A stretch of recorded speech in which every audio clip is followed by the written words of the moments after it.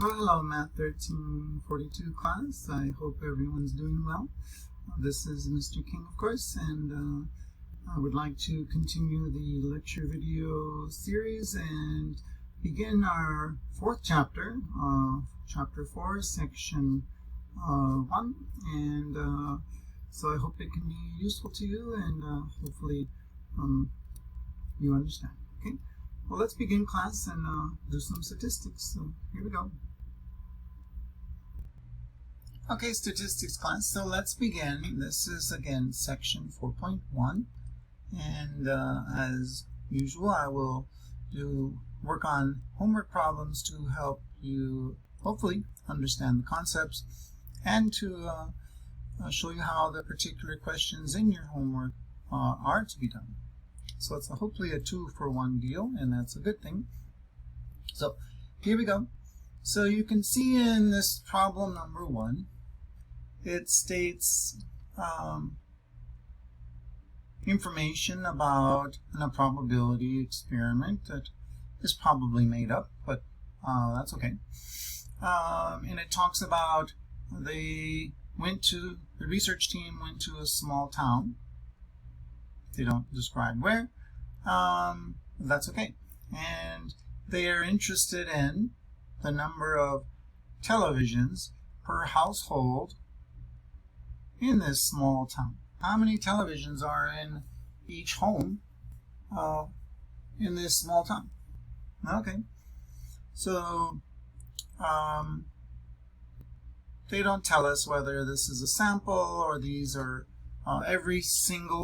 this is looking at every single home in this small town, but it's okay. It could be either one.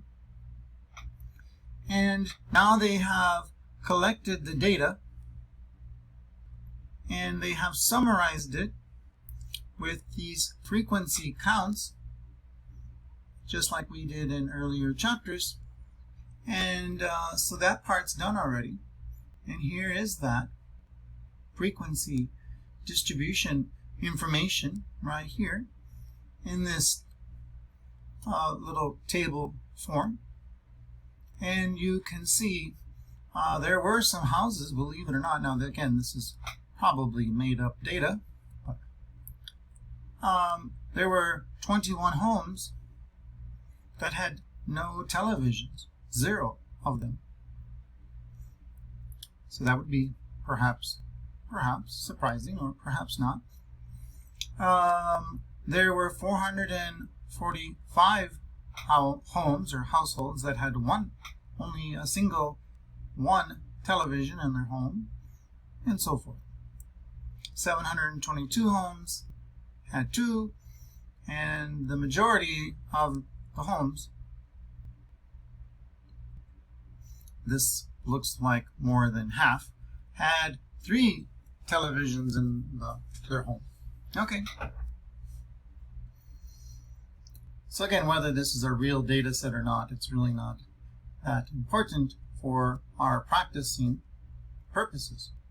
Now, we've also have done this already before to construct, we can call it a relative frequency distribution, or a probability distribution. It's just another way of saying the same thing. So we want to count how many households did they have in their sample, or unless this is the entire population of the small town, we don't know, but that's okay. So we'll simply add up these numbers, and then we'll figure out what is the frequency of homes. For example, what is the relative frequency of homes in this small town who have, for example, 2 televisions? Well, to do that, we would say, well, there's 722 homes out of however many total homes these add up to. And then that'll give us our relative frequency, or we can call it the probability distribution. So let's fill that out. So I'm going to take you to my notebook, and we'll begin. So in my notebook, you'll see this just repeated. And so here we are. Given the frequency distribution, the number of televisions per household, again, 0 televisions, 1, 2, up to 3. If we add up these frequencies, that'll tell us how many households they either sampled or were in the entire small town. They don't tell us, so I didn't really have to write sample size. Could have wrote population size. We don't know, but that's okay. But we do need to know the total. Okay, so if we add these four numbers up, they add up to 2,590 total households selected. And you can see, of course, having 3 television was the most frequented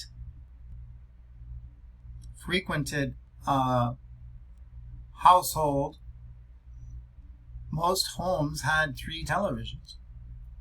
And there were some, believe it or not, again, the data may not be real, but 21 homes that had 0 televisions. Who knows, in 20 years, 10 years, that might start to happen more and more with, and they just have, well, pretty soon they're going to have a hard time maybe distinguishing a computer and a television, yeah? That's another discussion. Okay. So, to compute now the relative frequencies of each value here of this value for televisions, 0 televisions, 1, 2, and 3, we could again call this relative frequency, but there's a reason they're going to call it the probability value as well, which we'll talk about momentarily. Thus, the corresponding probability distribution for this random variable x, and the random variable x is the number of televisions in a household in this small town. The number of televisions in the household in the small town.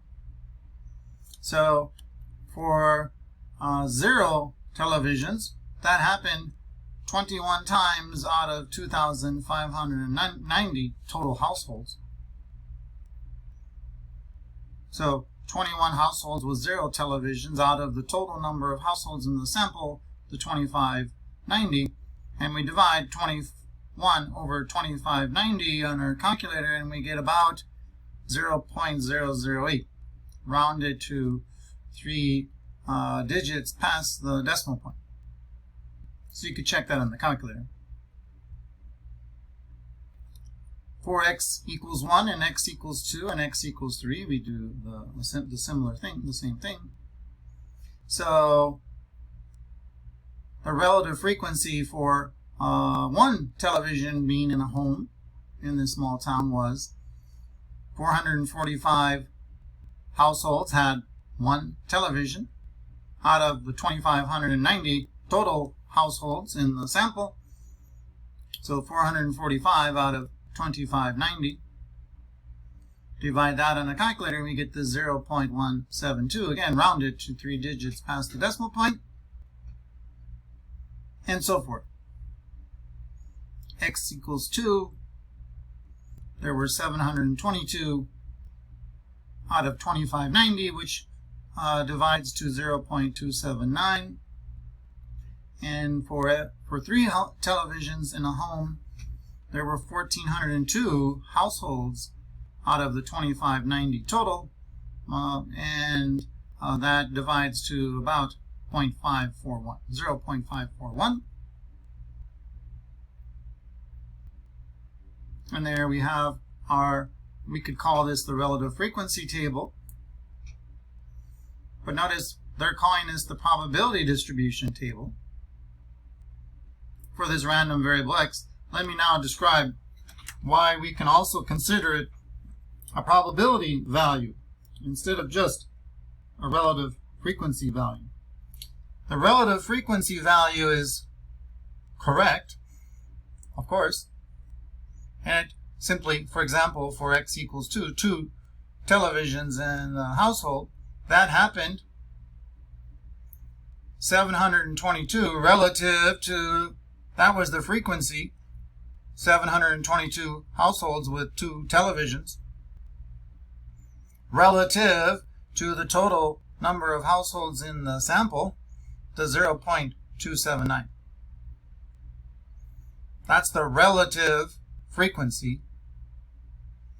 If you wish, we can also think of this as a probability value, the 0.279, and that would be if we, after we have collected this data and we have this relative frequencies computed and written down, the reason we can also consider this to be a probability value is for the following reason. If we now wish to say, if we randomly selected from this from these 2,590 households, if we randomly selected one of these households, one of these 2,590 households in this small town, what would be the probability or chance that the one home we randomly selected, what's the probability, the chance that the home we randomly selected would have, for example, 2 televisions in their household? What is the chance? What is the probability value? Well, there's, to have 2 televisions in their home, there is 722 chances or homes in that small town that have 2 televisions out of the total number of households in the sample. So there's 722 opportunities or chances for that random home to be the home that has 2 televisions in it. So the probability value, or the chance that we would randomly select a home in this small town and it would have 2 televisions, is based on the fact that there are 722 chances out of the 2,590 total, which again divides to this point 0.279. So I hope that makes sense. The probability we would randomly pick a household or a home in this small town, and that particular household happened to be one with no televisions in that household, well, the chance that that would happen would be, there's only 21 chances because there's only 21 homes in the small town that does not have a television. So 21 chances that it could occur out of the 2,590, and therefore there's a 0.008 probability value of that event occurring. Oh, we randomly select a home from this tiny small town, well, small town I should say, and the chance that it could be a home that has 0 televisions is the 0.008. If we move this 2 places over, it would be 0.8% chance. If we moved it, if they asked us the percentage value, a 0.8% chance, that's even less than 1% chance, and so forth. So that's why, even though this is something we've already done in the past, you took the frequency distribution information, divided those frequencies by the sample, total sample size, and then you get the relative frequencies. And now we're just looking at these relative frequencies in a different perspective, and the perspective again is if we randomly selected one household from the total sample, we can now ask ourselves and answer what are the probability values. Okay. And as a note, the probability values should add up to 1 or very close to 1.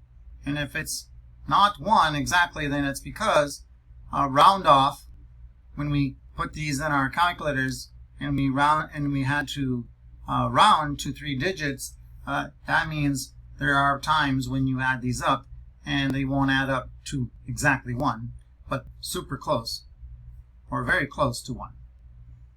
Either a little bit underneath 1, 0.999 or something, or a little bit over 1, 1.00 something. In this case, they do actually add up to 1 perfectly. That's because the author, they play with these numbers a little bit to make sure when you follow the directions and you round these to 3 digits that they actually add up to 1 exactly. So, but there might be other times when they're slightly off. Now, if we get 0.80 or something, that's way too far off, and then we would say either we made a mistake or these relative frequencies don't make sense. There must have been an error in their data when they collected it and put it in a summary form. They must have written something down incorrectly or something. Okay. So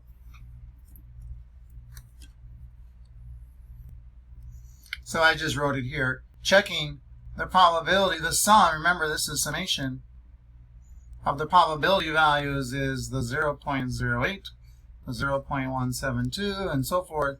These 4 probability values, and they do equal 1. Thus, we can call this probability distribution a proper 1,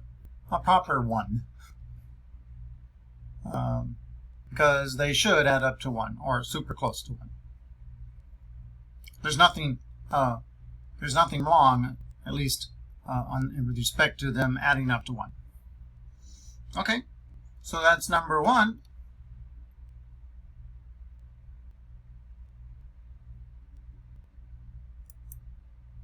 So if we look back, so I just have these probability values that we have. You can see the 0.08 and so forth. And here they are. There's the green check mark. Now that we have this relative frequency table or probability distribution table, they want us to graph it with bars, with histograms.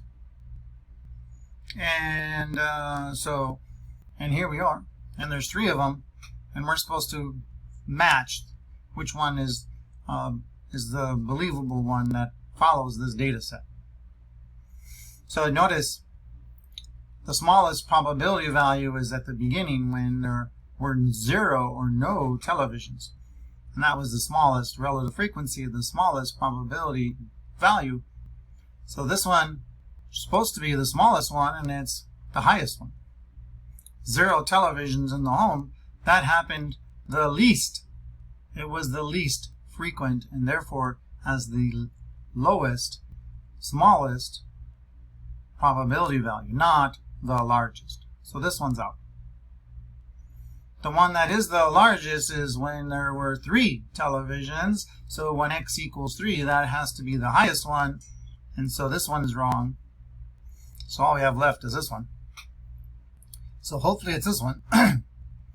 And you can see like x equals 3 homes. Excuse me. X equals 3 televisions.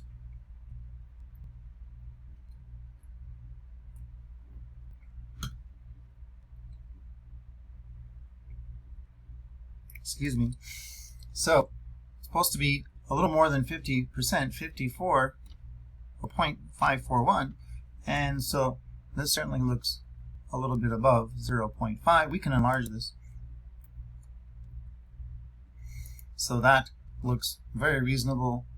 2 televisions was a little below 0.3, and that certainly looks believable, and so forth. one television was around 17%, 0.17, and that is a little below the 0.2. So that's believable, and that is believable. And so this must be the one, and it is the one, so we're good. Describe the histogram shape. In other words, this probability distribution using histograms, would we say it's this is somewhat excuse me. I mean, there's so many different possibilities when we say somewhat close to being symmetric, and that can be frustrating. Just understand there is a way to quantify it, it's just that we're not quantifying it right now. So that's why when we say, or they say, is it's somewhat symmetric, it can be frustrating. But ours is this one, and of these three choices, well, the tail, even though it's not stretched out very far to the left, but if you only have these choices, then the closest one that describes this would be the skewed left. Okay? So I hope that makes sense. Okay. So that's number one. So we continue, and we want to do this, look at number three. So number two is the same idea, where you're going to, they just put this in a little different looking form. So you're going to compute these relative frequencies based on up here, the frequencies, and or we can call them probability values, same thing. So this is the same exact same kind of question as number one. So that one's for you. Number three, they give us the probability distribution or the relative frequency distribution already completed for us. We don't have to compute it like we did in number one, and you will have to do in number two. It's already done for us. So we say, thank you very much. Oh, here is the number of televisions per household in a small town. These are different probability values than the one in exercise one. So notice there were a few homes that had no televisions, 0.03. Not as small as the probability in problem one, though. And one television,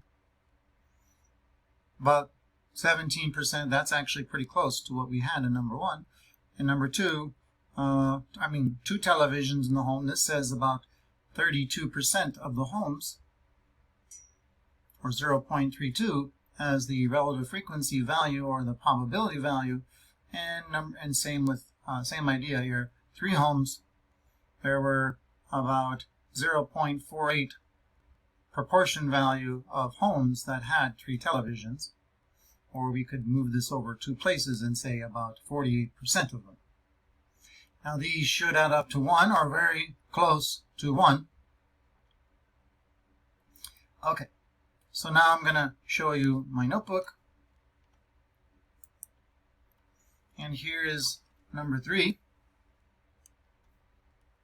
So given the probability distribution,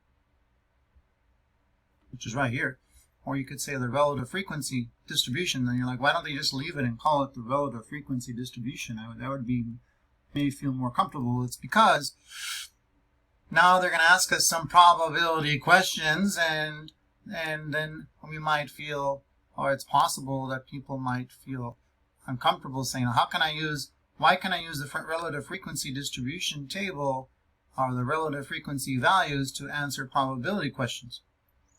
So it's really just the name, the terminology.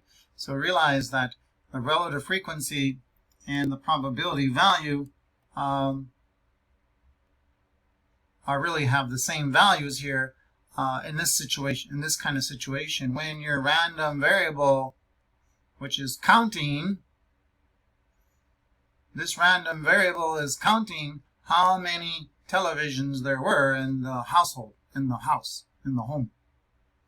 There either were 0 televisions, 1 television, 2 or 3 televisions in the homes in this small town.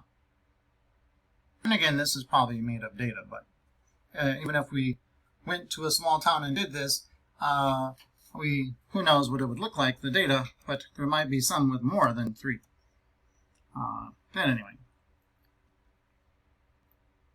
And so now, the value of x, it varies. The reason we call the letter x right here, the reason we can call this x a variable is because when we go through the probability experiment that the research team is wishing to do because of their interest or their curiosity about number of televisions per household,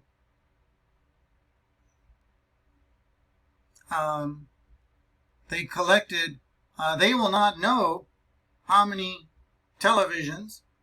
Well, they know this. It's not very likely that every single household will have the same count of the number of televisions in their home. I doubt every single home has 2 televisions in it, for example, or 1 television in it, or no. Now, if we went back 200 years, that would be different, because I don't think there would be any home with the television. And then it would not vary. But the responses for the count, which we're calling letter X, the count of how many televisions will be in a household home, it'll vary from home to home. It'll potentially vary. And so that's why we can say this letter X, which represents the count of televisions in a home, it's going to vary. So we can call the X, which is the letter we are deciding to use, doesn't have to be X, it could be another letter, A or B or C or D or whatever. X is just, for whatever reason, a popular letter used in mathematics. The secret still remains of why they use the letter X so often. I don't know. Anyway, so that's why we can call it a variable, because it's going to vary as we go from trial to trial to trial, which means from home to home to home, and count. So when we count, we can call that type of data, which is a count of something, a count, how many televisions are in a home, that's a count of something. We can use this adjective which describes this kind of data of this random variable. Oh, by the way, it's called random because it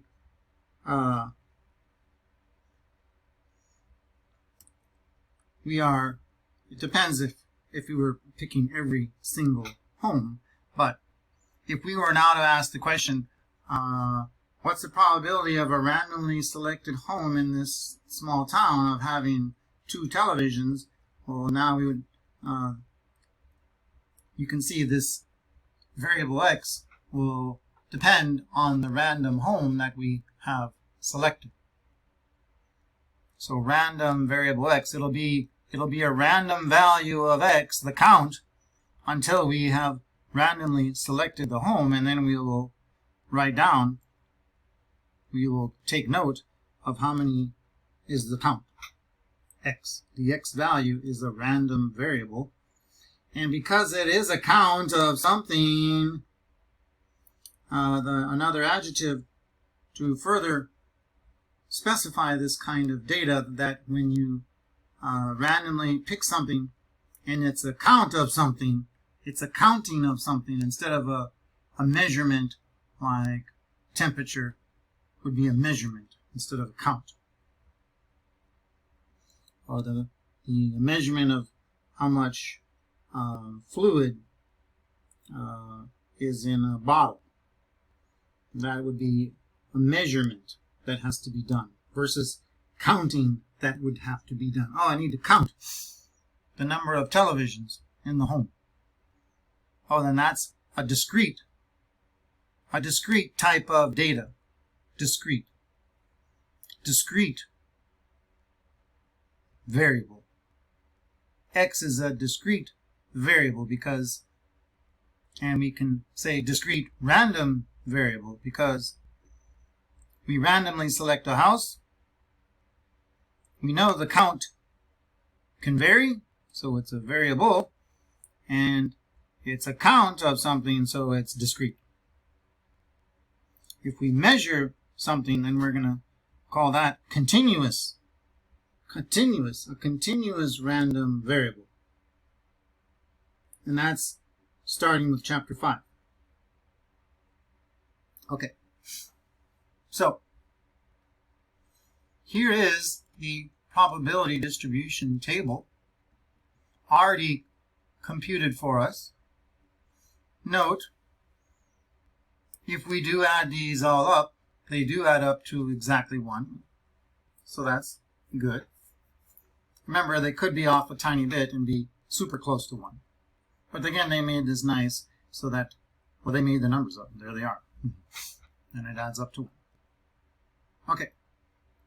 Well, instead of now, they could have asked us to graph or match the graph of using a histogram display of the probability distribution here, the probability values, but they did not ask us to do that on this problem like they did in number 1 and they will in number 2. Here they're asking us to analyze these probability values and answer some probability questions. They could ask, what's the probability, for example, you randomly select a home in this small town, you randomly select a household in this small town, and that particular household has 2 televisions. What's the probability that that would happen? That could be a question. Oh, then you would just look here and you'd say, oh, the probability that the count of the random variable x, of the discrete random variable x, the chance that there would be 2 televisions, in this randomly selected household is 0.32. And they could ask us other questions about these values of x here. So for example, letter A, what's the probability that we randomly select a household in this small town, and that household either has the value for the random variable x, the discrete random variable x, the count of televisions is either 1 television in that household or 2, or the house could have 2 televisions in that home. What's that probability? What's that chance? So they're not asking just a single value, a single count. They decided to combine more than one of these. And it's this one right here. Oh, what's the chance that the randomly selected household we pick has 1 television in it or 2 televisions in it? Well, for 1 television, it's 17% chance, and for 2 televisions, it's 32% chance. So we add those up, and we get the combined probability of these 2 situations. So it's the probability of x equals 1 plus the probability of x equals 2. Here's that OR statement from the previous chapter. And when we have OR, it's the probability of one event plus the probability of the other event, and then we got to make sure there's no double counting. And if there is, we have to take it away, remove it. But these are completely separate events. These are mutually exclusive events. A house cannot have 1 television in it and have 2 televisions in it at the same time. You cannot, so unless there's magic going on, which we're not counting. So we just add up those numbers and they add up to 0.49. So there's a 0.49 probability value, or move it over 2 places, a 49% chance that the household we randomly select would have 1 either one television in the home or two televisions. So if that's okay. Letter B, what's the probability that the household we randomly select has two televisions or more? Or more than two. More than two. So two televisions or more than two. Well, the only one that's more is this right here. 3 televisions. So again, they're just asking us a combination of more than one of these counts. More than one of these values of the variable x. The probability of the value of x equals 2 and the probability of the value of x equals 3, and then add them together. Again, these are mutually exclusive events. You cannot, a single household we go and randomly pick and walk into the home, it cannot have 2 televisions and also 3 televisions in it. So there is no double counting, and so we don't have to remove anything, and so we just add these 2 probability values up, and they add up to 0.80. So pretty likely that the randomly selected household would either have 2 or more televisions in it. Letter C, the probability that a randomly selected household has between, inclusive means including, whatever they write, including 1 television and 3 televisions inclusive, including everything between. So from 1 TV to 3 TVs. So where's that up here? Well, here's 1 television in the household between 1 and 3, including 1 and 3. If they would have said exclusive, well then you wouldn't count 1 and you wouldn't count 3, and you'd only count what's in between, which is the 2. And then you would write that probability value down. But since they said inclusive, then that means from 1, the value of x equals 1's probability value of having 1 television, the probability of a household having 2 televisions, as well as 3 televisions. So it's almost this entire probability distribution except for the first one. So we can add these up, of course. You could also say, 1 minus this one, and that should also give us the same answer. 1 minus 0.03 is 0.97. But either way, I just wrote them down and added them up, and they add up to 0.97. 97, move it over 2 places, and this relative frequency value, this probability value, would become 97% probability value. Letter D, the household has randomly select a household from this small town. In this randomly selected household we walk into and count, they have at most 2 televisions, at most. At most means the most it could be is the value of whatever this says. The most. That's the most, 2. So the value of x equals 2. So 2 televisions, but that's the most. That's the highest.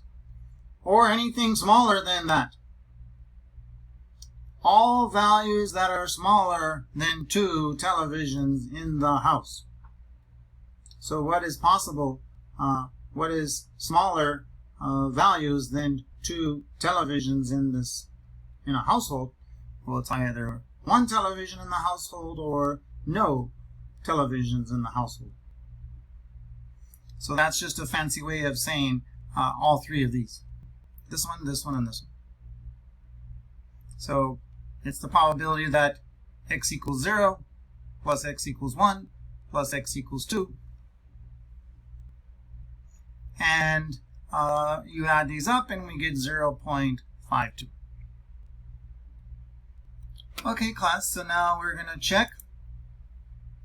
So 0.49 is what we had, the 0.80, the 0.97, and the 0.52.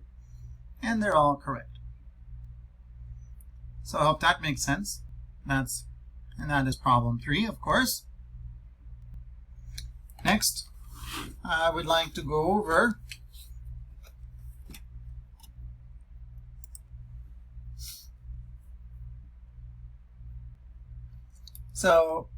number 4, you already have the probability distribution table right here. So this is the televisions again, 0, 1, 2, or 3. It actually gives you the frequency count as well, and the relative frequencies, so you don't have to compute them, or we call these the probability values. And they're asking you, would it be unusual in this small town to randomly pick a home?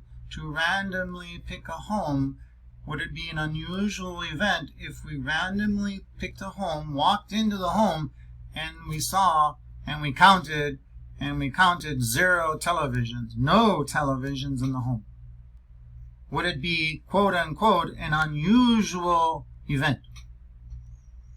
Well, remember that word unusual is statistically defined. There's several ways to define it, but one is in terms of its probability value.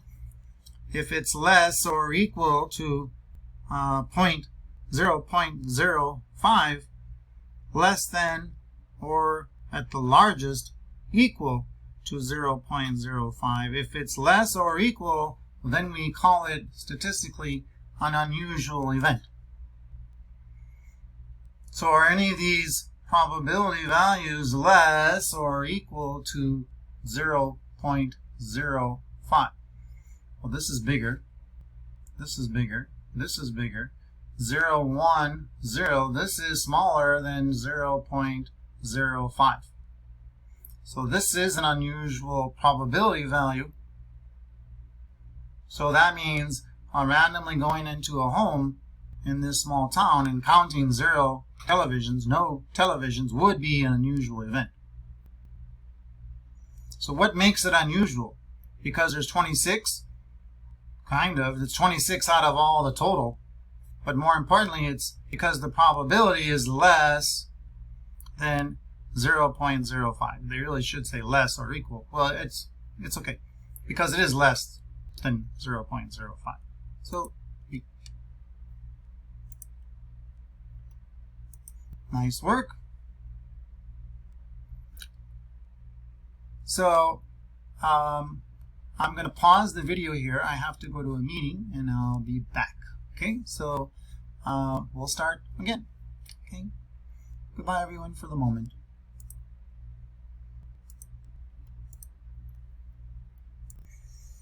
Okay, statistics class, here we are, number 5.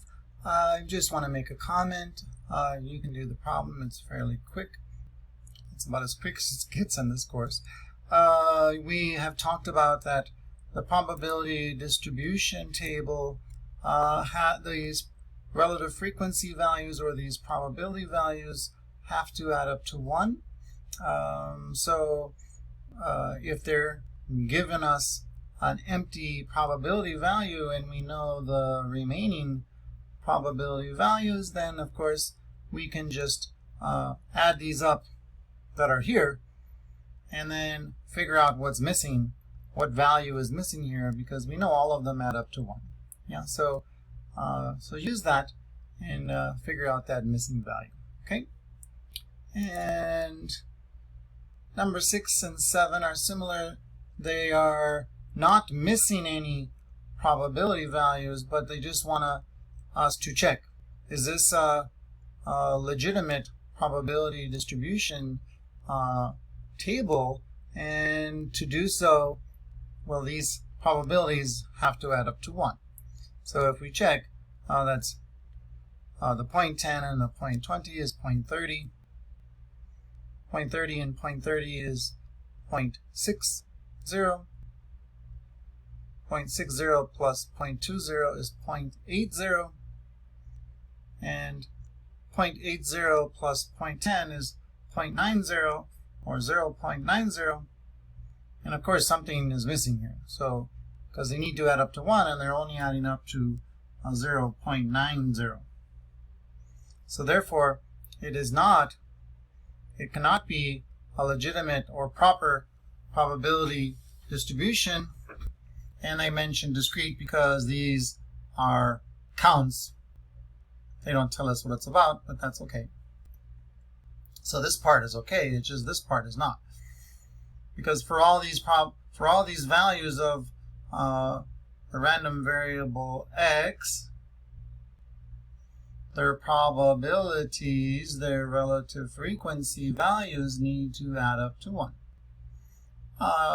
And again, if it was really close, 0.90 is not close enough. 0.99, we might be able to say, okay, due to rounding errors, but not 0.90. So no, because some of the probability values are greater than 1, well, that is a point we should mention. You cannot have a probability value greater than 1. All of them together have to add up to 1. And so that, and the fact that you cannot say, I have a 1.2 chance of winning this game, or convert it to a percentage, I have a 120% chance of winning. Well, that doesn't, numerically speaking, that doesn't make sense. I know sometimes we hear the expression, give it 110%, but we know that that's just a saying. Like, you can't actually give more than 100%, unless we're talking about, well, I'll just leave it at that. Okay, so also you cannot have a negative probability value. You can have 0 probability value. That means there's no chance of it happening.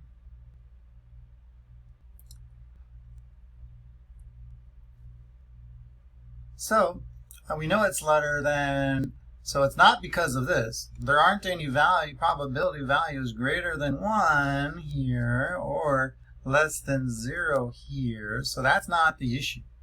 The issue is because their total probabilities do not equal to 1. So, okay. Excuse me.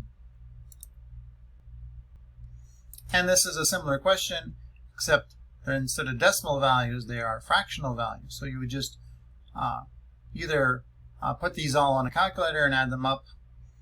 You could get the common denominator, which is 100, change all these fractions yourself to hundreds, and with the numerators changed in an equal manner, and then see if they add up to 100 over 100. Or you can just, as I mentioned, put them in your calculator, add them up, and see if they equal to 1. None of these are probability values that are negative. None of these probability values are greater than 1. So, so now you just check. Yeah? Okay. Next, number 8 and 9, there are 4 questions, I believe, maybe 5, that are all asking the same thing, and that's really the main part of this lesson, and these next 5 questions. So there's number 8, and notice all 5, they give us the probability distribution values right here, or the relative frequency values. They're already computed. So they're not asking us to compute that. They're asking us to find the mean value of x, the variance of the random, these are the values of x. This is like the number of TVs per household in a small town, but this, instead of TVs, it's the number of dogs per household in a small town. So the 0 dogs in the household, 1 dog, 2 dogs, 3 dogs, 4 dogs, 5 dogs. So, and instead of the frequencies here, like in problem number 1 and number 2, they already have converted them to the relative frequency values or probability values for us to use. So, number 8, number 9, 10, they all give us the probability distribution values. Number 11, instead of in a table, they give them to us in a histogram display, a relative frequency histogram display, or you can say a probability histogram display. And same as number 12. So these 5 questions are the main, if you want to say what's the main part of the section, I guess we could say these 5 right here. So I want to help you with 2 of the 5, and then there'll be 3 more for you to practice. And so 8 through 12, and I want to help you with number 9 and number 12. Okay, nothing special about number 9 and number 12, just they're all kind of the same. Okay, so number 9.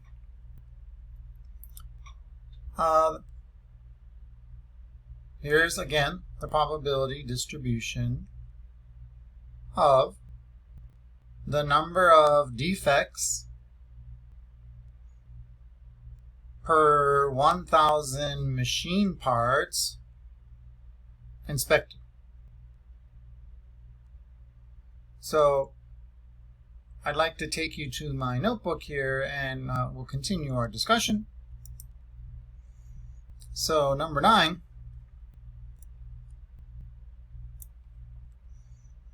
So here is this probability distribution table. Probability values for the following. So what's going on here, class, is some kind of manufacturing plant produces machine parts. And they don't tell us for certain, but let's safely assume, it doesn't really matter for computations, but for discussion purposes, let's say it's a specific machine part. They might make many types of machine parts, different ones.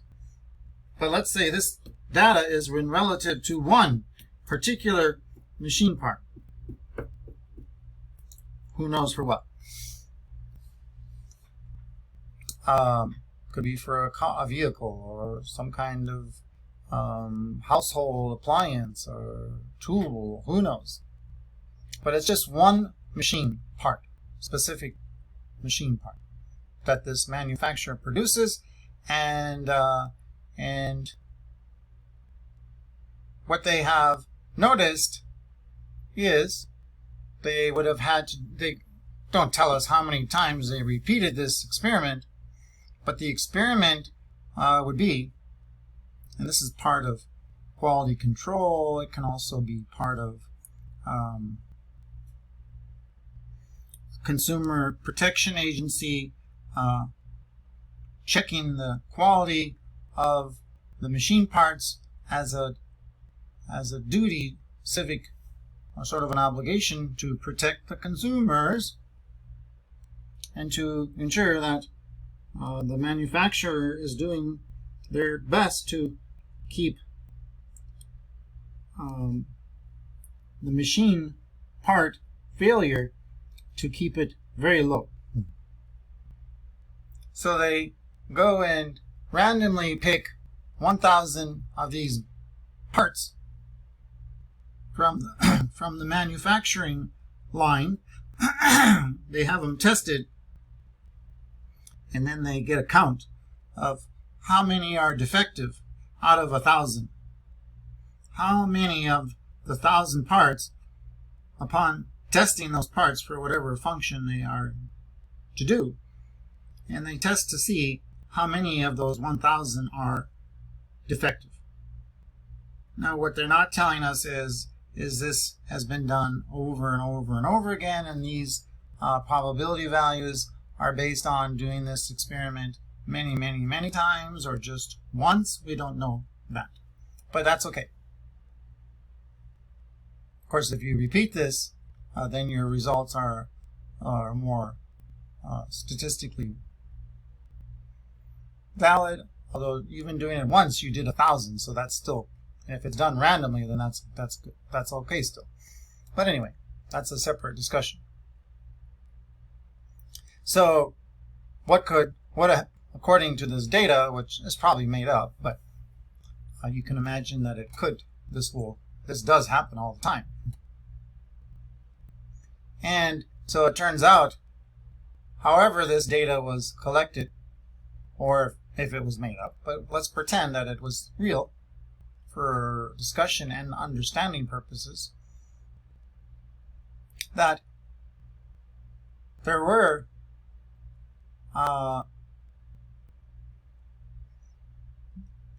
there is a 0.267 chance or probability value that 0 parts were defective. None of them were defective. They all worked as they should. And that happened, that's actually, it didn't happen all the time, but about 26.7% of the time.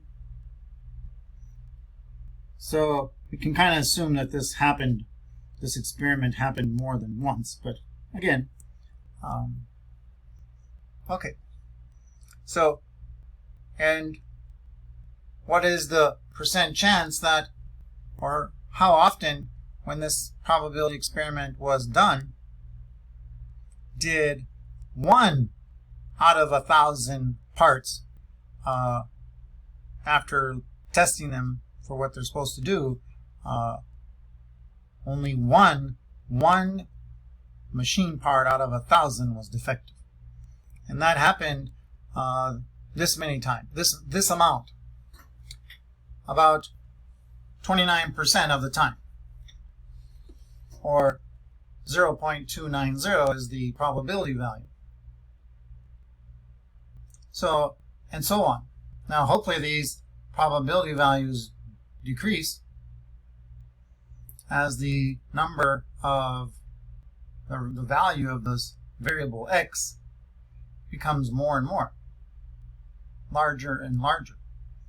The probability that you test 1,000 random machine parts from this manufacturer, test every single one of those 1,000, the probability or the chance that 5 of those 1,000 parts are defective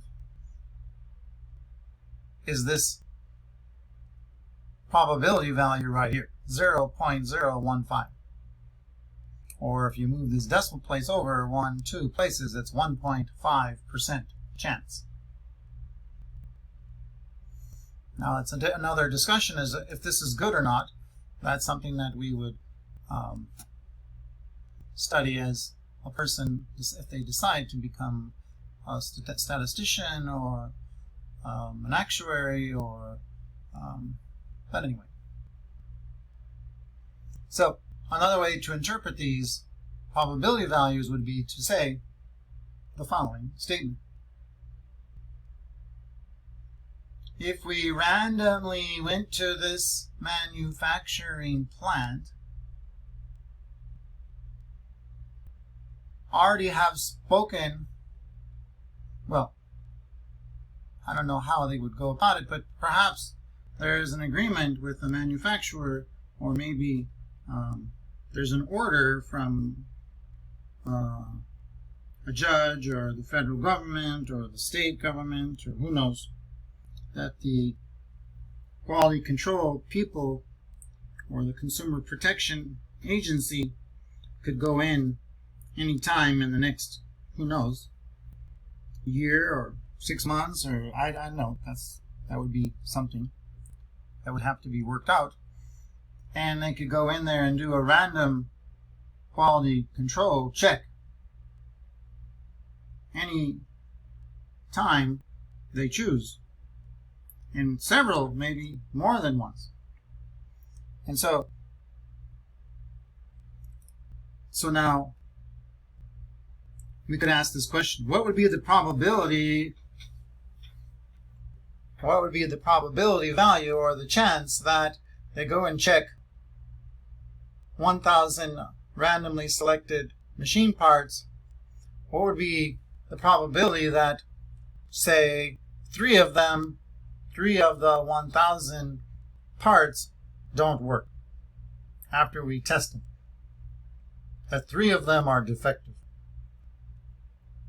According to this data, this probability distribution table's results, there should be a 0.150 probability value of happening, or if we convert it to percent, 15.0% chance.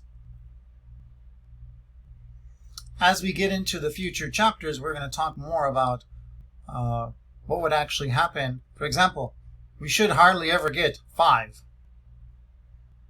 If this pretend is the data that the company that produces these parts, and they say we've done our own quality control checks over the past who knows how much, so it could be years,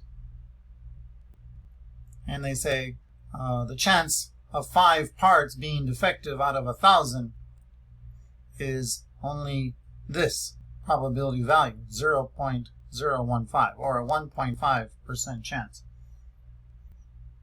And then the Consumer Protection Agency pretend comes in and does a random check, and they actually get 5.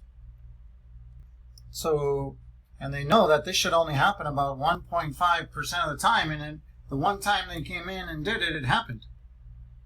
So what we get into a discussion of later in this course is, what should we do at that point?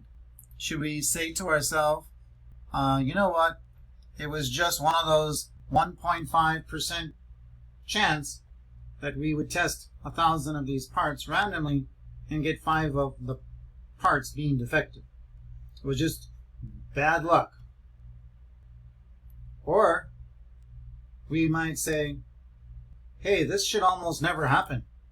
To get 5 defective parts out of 1,000 should almost never happen. Should only happen, according to your own data, you're speaking to the company, it should only happen about 1.5% of the time, and then we came in and it happened. So either we were we had a very unusual event right now to get 5 defective parts out of 1,000, or your claim, speaking to the company, your claim that this should only happen 1.5% of the time is wrong. And it really will happen more than that. And your data is misleading. So those are the discussions we get into as we get further into the course. And so, so that'll be coming. But for the moment, we're just looking at this data. Here's the probability values. Here are the probability values. It is the variable x is the count. The count again, which makes it discrete. The value of the variable x when we perform this probability experiment, which is to randomly pick 1,000 machine parts made from the manufacturer and count and test them all, and then count. As soon as we say that, that means count how many of the machine parts are defective. And so if you repeat this experiment again and again, you're going to have varying results on your count of defective parts. You might, in one probability experiment of this type, you might get 3 defective parts out of 1,000, which means in that case, in that particular probability experiment, x was equal to 3. The random variable's value was x equals 3 this time. If you repeat the experiment and Maybe this time, after performing the experiment, maybe there was only one defective part, and then in that particular probability experiment, x, the value of the variable x, is equal to 1. And so the x, the count of defective parts, varies, certainly can vary from experiment to experiment, repeated trials of this experiment. And so that's why we call the variable, that's why we call x a variable in this case, because it represents the count of defective machine parts out of 1,000. When you repeat this experiment again and again and again, well, the value, the count, will vary. Variable. It's random. We can call this letter x a random variable because we are randomly picking the time, the day, and so forth that we go and perform this probability experiment, and we randomly pick the parts based on different sampling, random sampling techniques that we talked a little bit about in chapters 1 and 2. Cluster sampling, convenience sampling, systematic sampling, stratified sampling, and so forth. This is a discrete random variable. X is because it's a count, not a measurement. We're not measuring the weight of the machine part, each machine part as it's made. If we were, then that would be a continuous random variable, a continuous one. Okay, well now we would like to know, okay, this manufacturing plant is a massive plant and it's producing millions of parts of this type of part. And so it would be of interest, of value to the company itself. They usually will have their own quality control team, and they're going through these experiments and many other types as well. And we're just beginning these discussions in this introductory statistics course. So not only does the company have financial interest, their reputation, their financial viability, so they have an interest in checking their own quality of their product. But then there's also the Consumer Protection Agency, who their job is to protect the consumer from the manufacturer. So it would be of interest to find out, on average, if we were to repeat this probability experiment again and again and again and again and again and again, on average, what would be the mean value of the random variable x? On average, how many defective parts should there be, will there be, if we do not change any current conditions of the manufacturing process? What is the mean value of the random variable x? So to find the mean value of this random variable x, it's actually a similar idea, numerically speaking, computationally speaking, to as when we found the weighted mean. This is how often, this is the weight, how often 0 defective parts should occur. This is how often 1 defective part should occur, and so forth. And this 5 defective parts should almost never happen.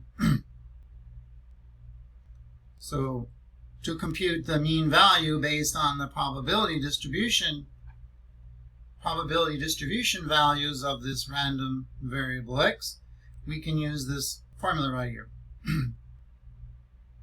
The mean value of the random variable x, subscript x just means this. We're talking about the mean value of the particular random variable x, which is counting, discrete random variable, counting the number of defective parts out of 1,000. What's the mean value? It can also be thought of, what can we expect if we were to do this again in the future? How many defective parts can we expect to see if we were to go do this experiment? Well, we base it on whatever the average value is. If this experiment was done, or this was checked, this manufacturing plant was checked and checked and checked and checked, doing this 1,000 random part check again and again and again. Excuse me. So what we do is we take each value of the random variable x multiplied by its probability value, or its relative frequency value, or you can think of it as its weight value, and we do that for each x value in the probability distribution, just like we did when we found the weighted mean. Okay, so we might as well start with the first value of the random variable x, which would be 0 defective parts. And so we're going to multiply this value of the random variable x times its probability value, and then we do it for the next value, and so on. So here we go. The mean value of x, the expected value of x, what would we expect? How many defective pieces? Or another way you would think of this computated value is, on average, how many defective parts are there per 1,000 over who knows how much time in the past. So we start with the first value, x equals 0, right here, multiplied by its probability value. The probability value at x equals 0, the 0.267, multiply those together, plus, now keep going for each value, each x value in this distribution. So the next value, if we go in order, is 1. So plus at x equals 1. So put 1 there, times the probability of x equaling 1. 1 defective part out of 1,000, and that is this probability value, 0.290, plus, and keep going. At x equals 2 times its probability value, plus at x equals 3 times its probability value, plus x equals 4 times its probability value, and lastly, when x equals 5 times its probability value, we crunch this out on a calculator, which I did already. I'll show you another one later, the next problem, I should say. I mean, I could show you could crunch all that out on the computer calculator, and we get 1.5 if we round it to the nearest one digit past the decimal point. And so what that tells us is the average, the mean value of defective parts per 1,000, if we were to do this over and over and over again, it'll be about 1.5 defects per 1,000. Now you can't actually have 1.5 defective parts. You can have 1 defective part, you can have 2 defective parts, you can have 3, you can have 0, you can have 4, but you can't have 1.5. But that is still the mean value. It is still the average number of defective parts out of 1,000. So the mean value doesn't have to compute to one of these actual values of x, it could be a number in between. So yeah. Okay. So there's the mean value. Now, does that mean that every single time we go and check this company, this manufacturer, and we check randomly 1,000 parts, that we're going to get 1.5 defective ones? Well, that's never going to happen, because you cannot have 1.5, but that's the average. So what if this is done again and again and again and again? We would like to know, because sometimes you got 4 defective parts. Sometimes there's 5. Sometimes there's none. Sometimes there's 1.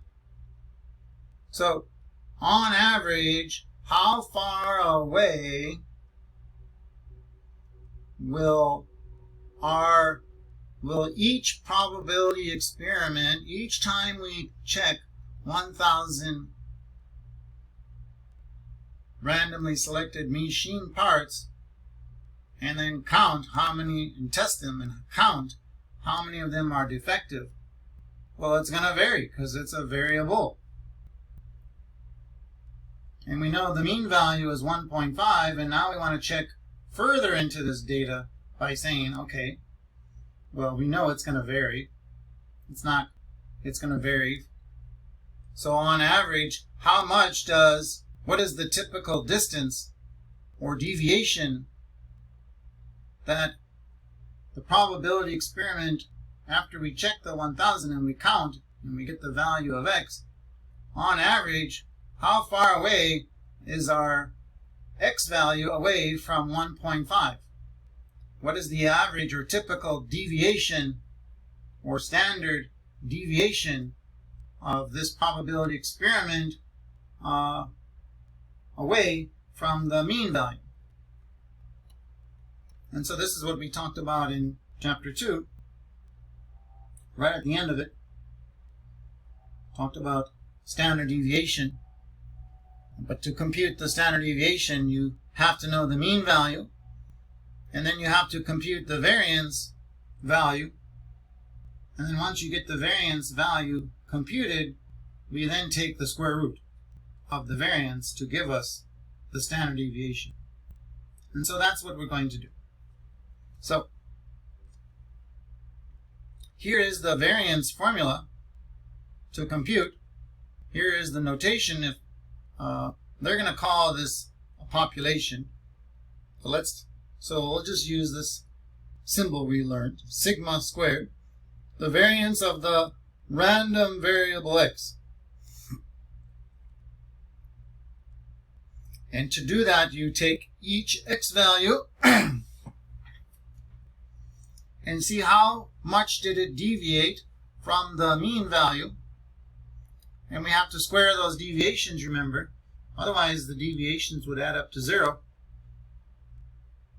Talked about that in chapter 2. And then multiply it by its relative frequency or probability value. And we do that for each value of the random variable x in this probability distribution. So here we go. And so we start.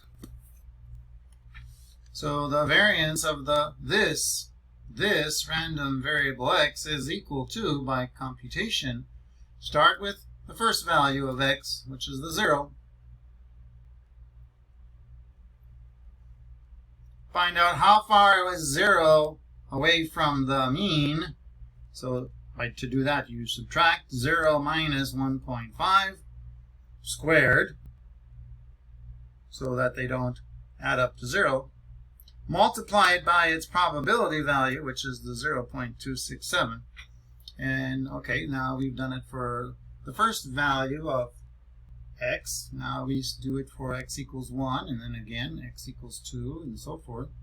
So now, plus at x equals 1, how far away is the value x equals 1 from the mean value? Well, 1 minus 1.5 to figure out how far away it is, squared, times the probability value of x equals 1 as well, 0 multiplied by 0.290, plus Now at x equals 2, how far away is x equals 2 from the mean value? 2 minus 1.5, and then square it, times its probability, 0.235, and now continue. So 3 minus 1.5 squared times its probability, plus 4 minus 1.5 squared times its probability value, and then the last one, of course, x equals 5. How far is it from the mean? Subtract 5 minus 1.5 squared, multiply it by its probability value.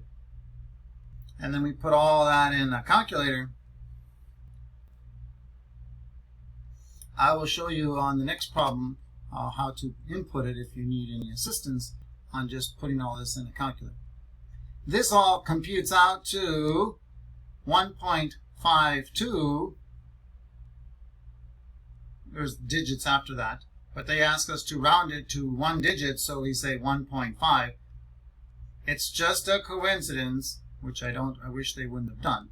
It's just a coincidence it's the same number as that. It doesn't mean anything. That doesn't normally happen at all.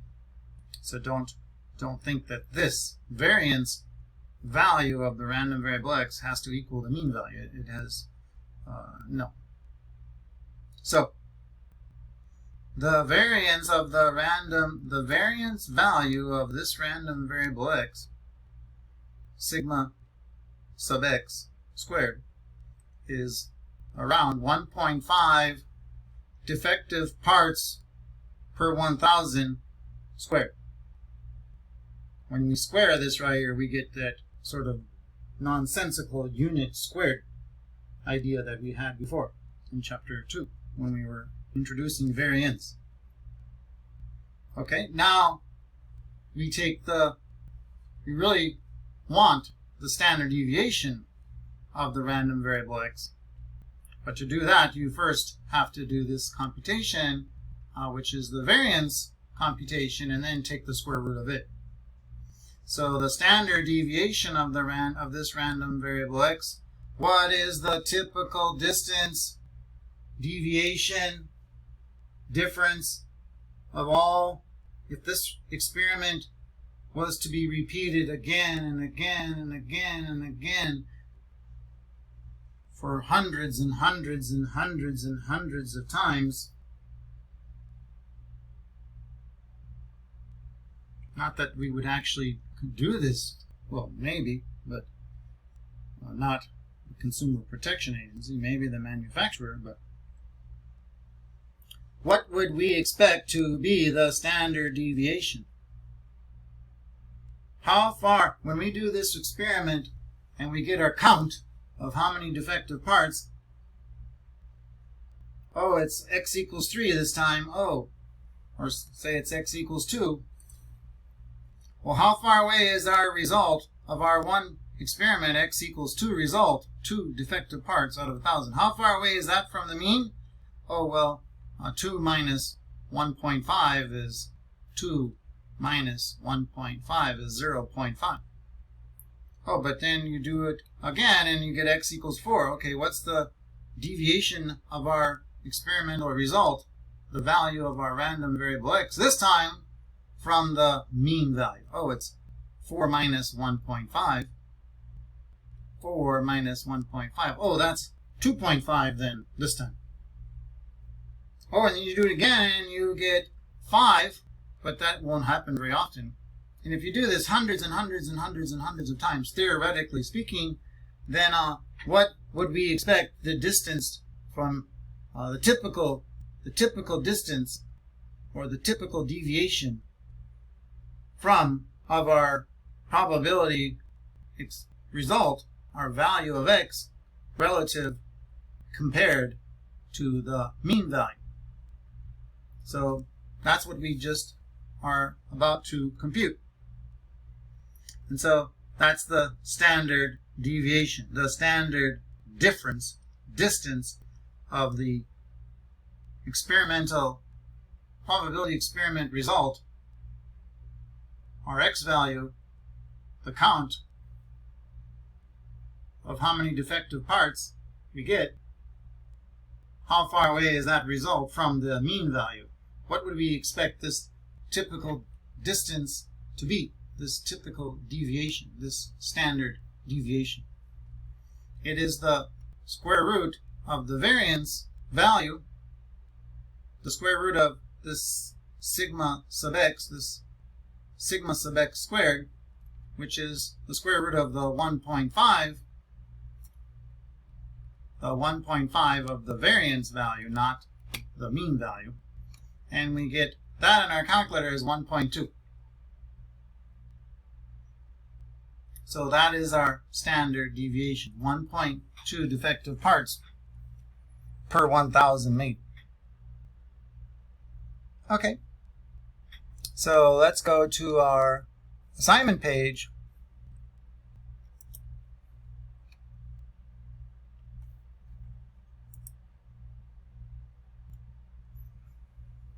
And this was question number 9.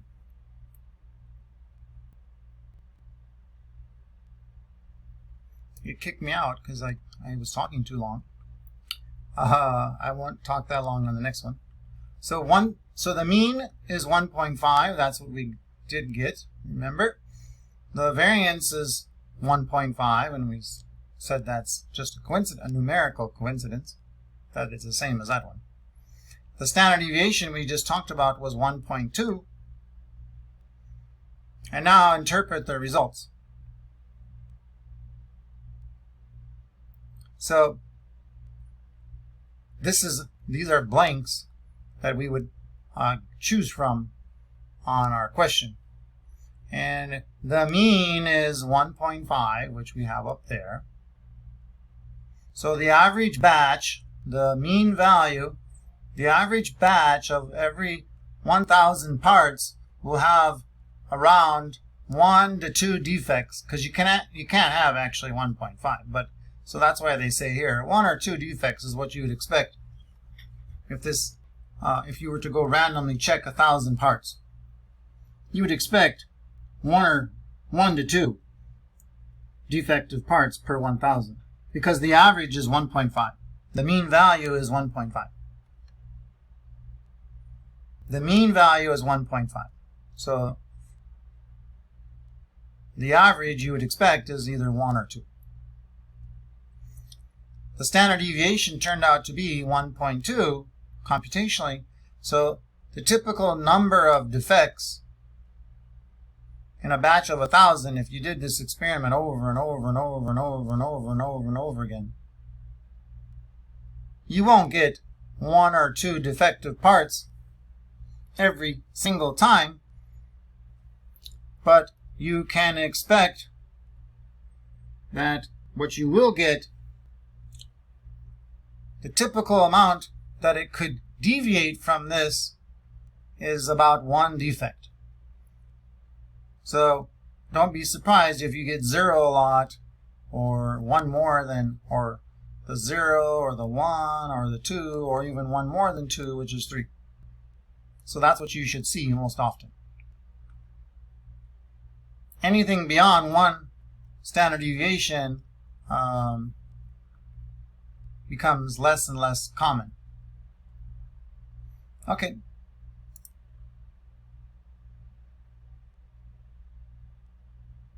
So that was number 9. Not sure what just happened here.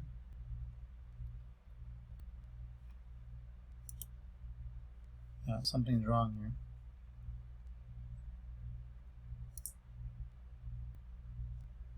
Okay, so number 10 is this similar idea. It's just a different distribution data set here. Compute the mean, the variance, and standard deviation. Same with number 11,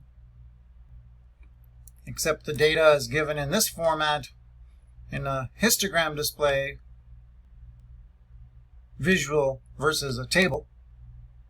And number 12 does the same thing, and that's the one I wanted to help you with. So let's do number 12. And as I mentioned, there's 5 of these questions where we compute the mean, the variance, and the standard deviation, and I just picked 2 of them. So here we go.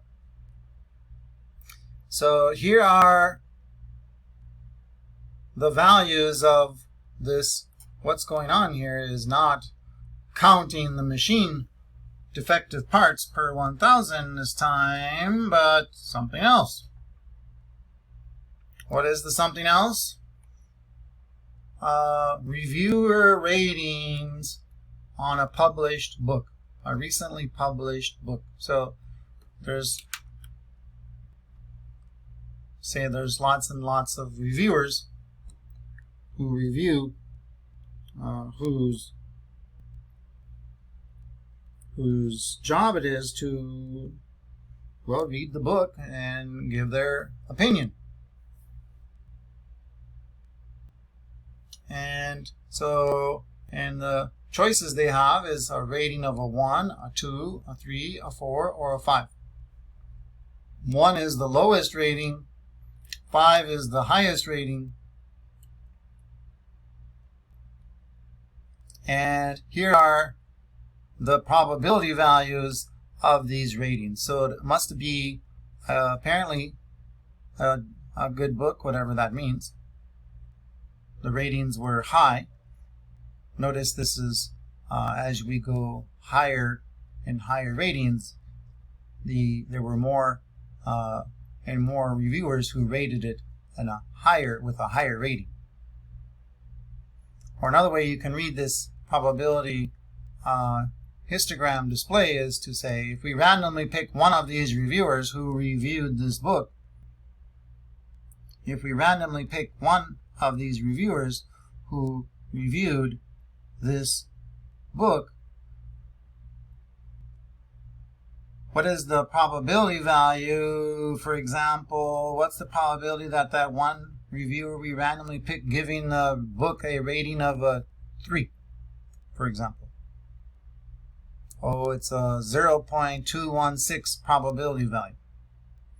What's the probability of we randomly pick one of these reviewers and they give the rating a rating of a 1, the lowest rating? Very small chance. Very, very few reviewers gave it a 1. 0.022, which is, if we move this over 2 places, 2.2% chance. Okay. So, based on this, we're going to compute what the average, what the mean rating is, the mean reviewer rating on this book is. If this proportion of reviewers gave a rating of 5, that proportion, 0.449 or 44.9% of them gave them a 5, 24.4% of them gave them, of the reviewers gave the rating a 4, and so forth, then what was the mean reviewer rating X value of this book? So our random variable X will be the reviewer's rating of this book. The reviewer's rating of this book. So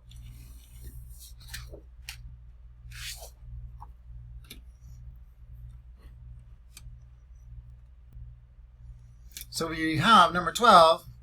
I just copied the data down.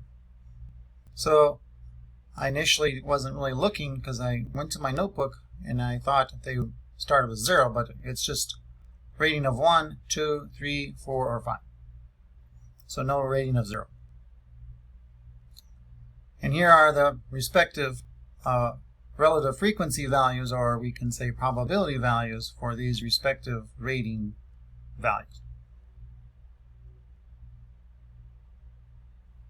Okay, so let's, given the probability distribution for the discrete random variable X, where X is the reviewer's ratings of a specific book. Mu of X, the mean value of the random variable X. What's the mean reviewer rating based on this summarized data of what actually happened when they had all those reviewers rate the book. Well, then it's we use this formula again. You multiply each x value times its respective probability value, and so we have the first value is x equals 1 times its probability value 0.022, and so forth, plus the next x value is 2 times its probability value 0.069, and we keep going like that to the last value of x equals 5, the highest rating, reviewer rating 5, and times its probability value, its proportion value, its relative frequency value, 0.449, which is the highest by far. Must be a good book then. Oh, I was going to show you this on a calculator.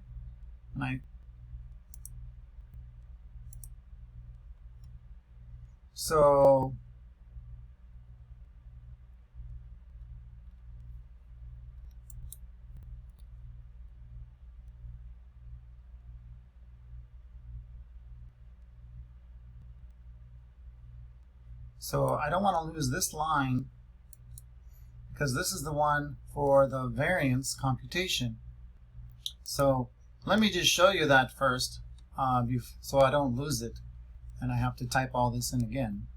So for the moment, I'm asking you to take my word for it that you put this in the computer calculator and we get 4.029 reviewer rating as the mean value.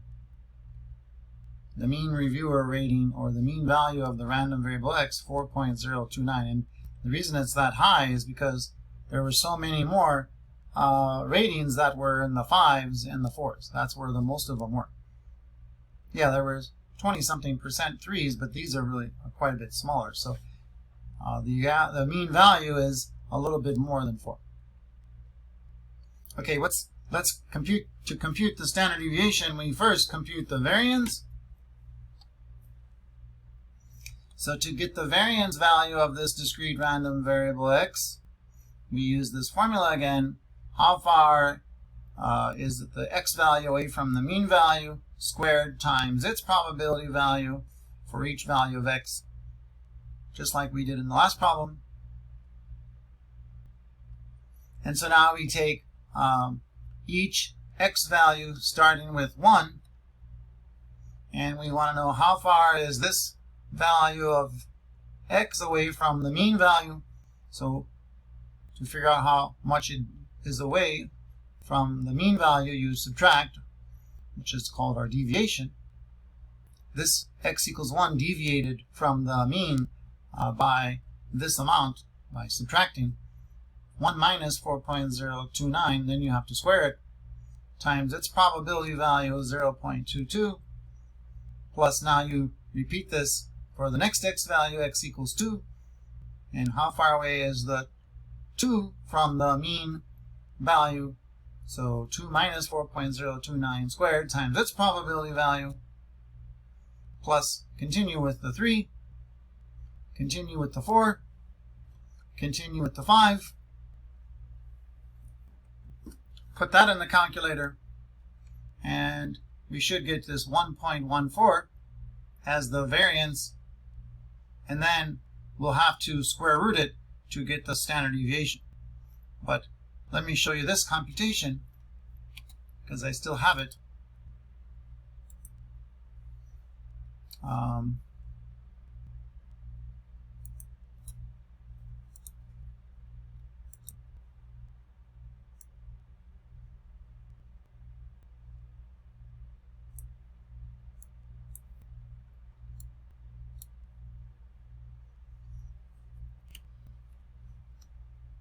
So,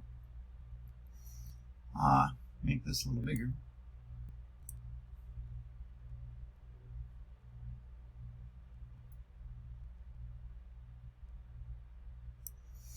So we have this, just want to show you how you could input it on at least this, or really any kind of calculator. But so you're going to do this exactly how we have written it here. So 1 minus the mean, 4.029, square it, multiply it times its probability value, the 0.022, plus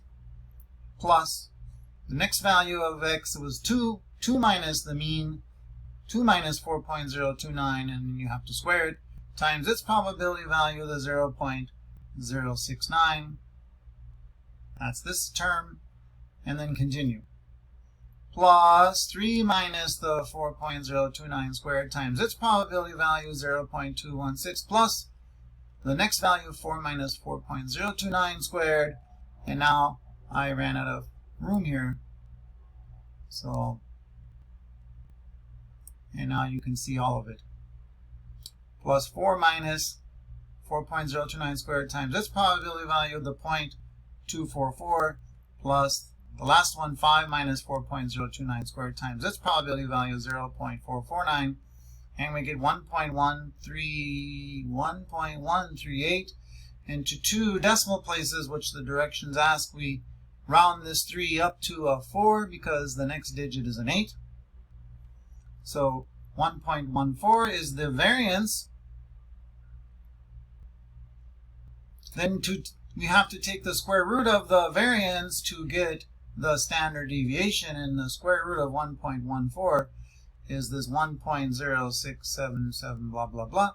To 2 digits past the decimal point, this 6, because the 7 is after it, it's 67 is closer to 70 versus 60, so we're going to round it, we're going to move this digit 6 up to a 7. So 1.07. 1.07 is our standard deviation. So I hope that's okay.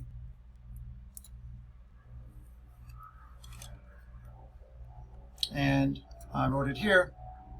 The standard deviation is equal to the square root of the variance, or the square root. This is a symbol for the variance, sigma of the random variable x squared.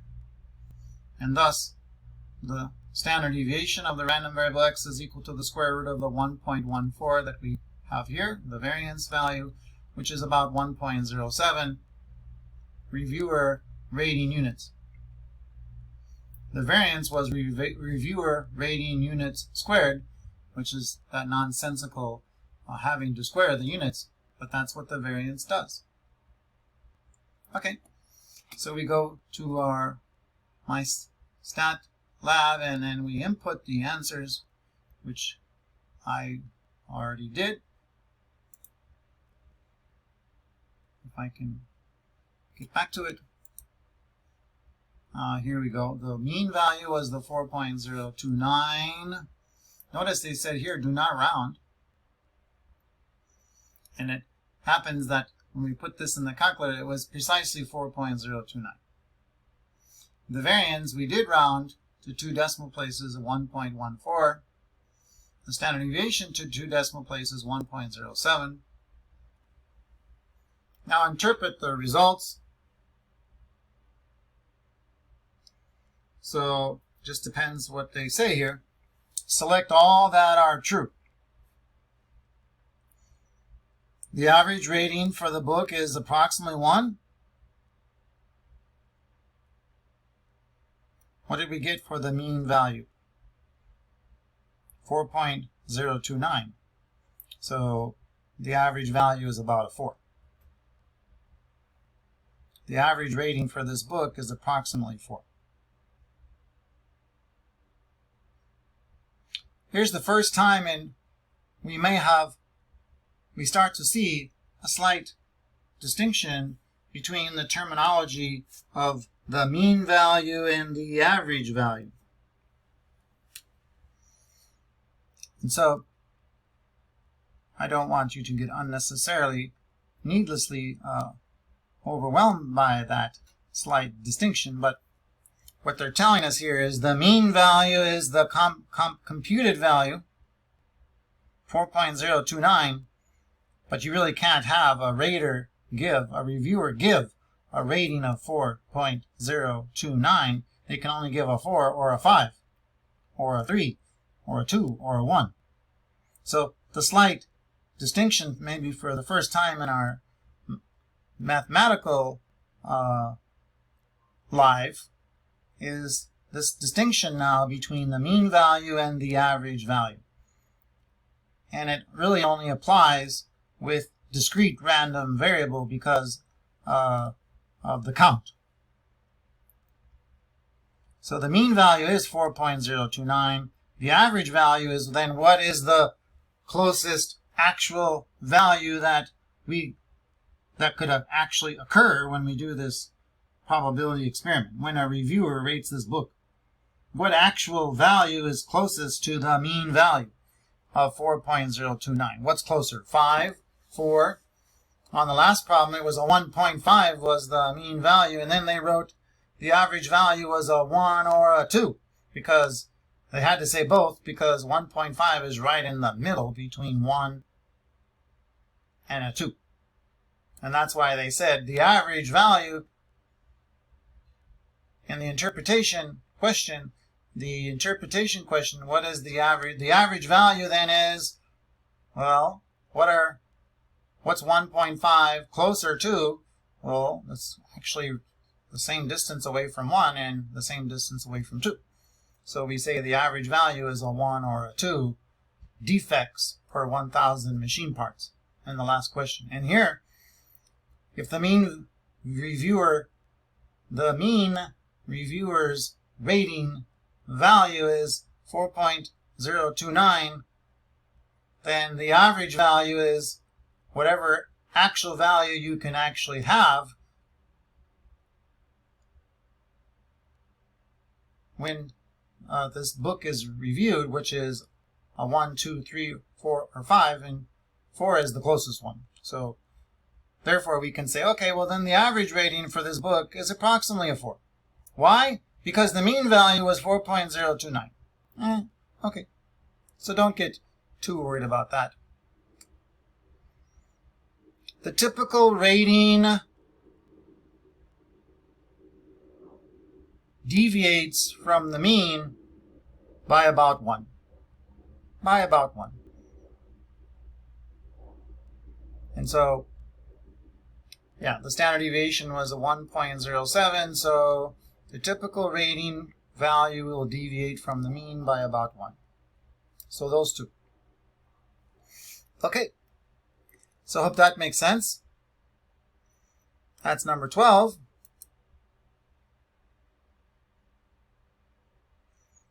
13 is, there's several now that are not computational problems, they're just analysis questions, if you will. I talked a little bit about expected value. The expected value is the same numerical value as the mean value. The mean value is based on data that's happened already, and we use the probability distribution to compute the mean value like we just did. The expected value is, well, then what would you expect next time? What would you expect the value of x to be if you repeat this if you repeat this probability experiment again? What would you expect to get? Well, I don't know. I can't predict the future. I don't have that ability. No crystal ball here.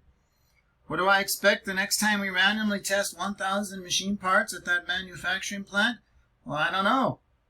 But if you force me to give you an answer, then I'm going to say I'm going to base it on whatever the mean value was. I'm going to base it on what the mean value was from the past, because that's the best I can do, statistically speaking. We can subjectively make a guess. I don't know, I'm going to say 2, but that's just subjective. Statistically, the best way to answer what do you think will happen if we repeat this experiment in the future is to say I'm going to base it on what the mean value was in the past. So if you see expected value, that's what they're talking about. Use the computed value, the computed mean value from the data of the past to make a best statement about what would you expect if this was to be done in the future. That doesn't mean we're going to be right, but that's the best answer to give, statistically speaking. So here they're saying this accountant profit and loss analysis, they don't give us any details of exactly what they're talking about. So you have to just keep it as simply as it's stated. If they tell us the expected value is 0 on a company's profit and loss, then what do we expect will happen in the next term? We don't know. They don't tell us much here. So don't get too worried about this. It's just keep it as simple as possible. If they're saying the expected value is a profit and loss is 0, that means they're not expecting this company to make any money, and they're not expecting them to lose any money. And that's what they're expecting based on the past data. So let's see. Explain what this means. An expected value cannot be 0. An expected value of 0 means there was not any money gained or spent. An expected value of 0 means the average money gained is equal to the average money spent, representing the break-even point.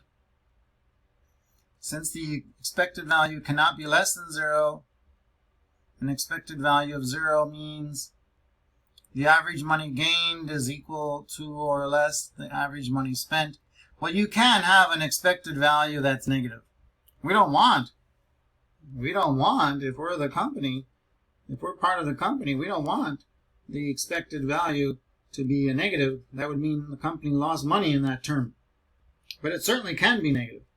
Some random variables cannot be negative. If you're talking about a count, the count of defective machine parts out of 1,000, that cannot be negative. That's true. So some cannot be negative, but some can. It depends what we are counting. So if we're talking about profit and loss, then yes, unfortunately, X can be negative. So this is not true in this case. So the best answer is this one. An expected value of 0 means the average money gained is equal to the average money spent, representing the break-even point. Well, at least I hope that's what it means.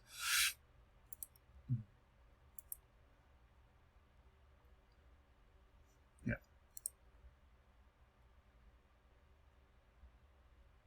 14. This, if I'm not mistaken, and I don't think I am, this is the last computational problem of this assignment. The rest after this are discussion questions. Well, this is kind of a nice question here. So, in a game of roulette, we talked about roulette in a previous section. It's where you spin that wheel, and that wheel has numbers, equally slotted number spaces where the metal ball will be dropped as the wheel is spinning, and wherever the wheel ends up stopping at is then the winning number, and then people can play that game or bet on that game, roulette. So here it says to play the game, which is one spin on the wheel with the ball bouncing around and moving until it stops, declaring the winning number, which you can bet on. To play it once costs $4. So every time the wheel spins, if you're playing, it's a $4 bet. Okay.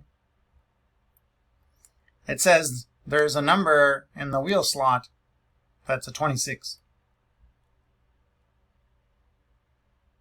And it says it has a 1 out of 38 chance of landing on a 26. 1 out of 38 chance. Well, that means then there's 38 slots.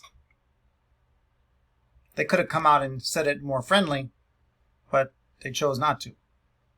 if there's a 1 out of 38 chance of winning on the number 26, that means there's 37 other slots.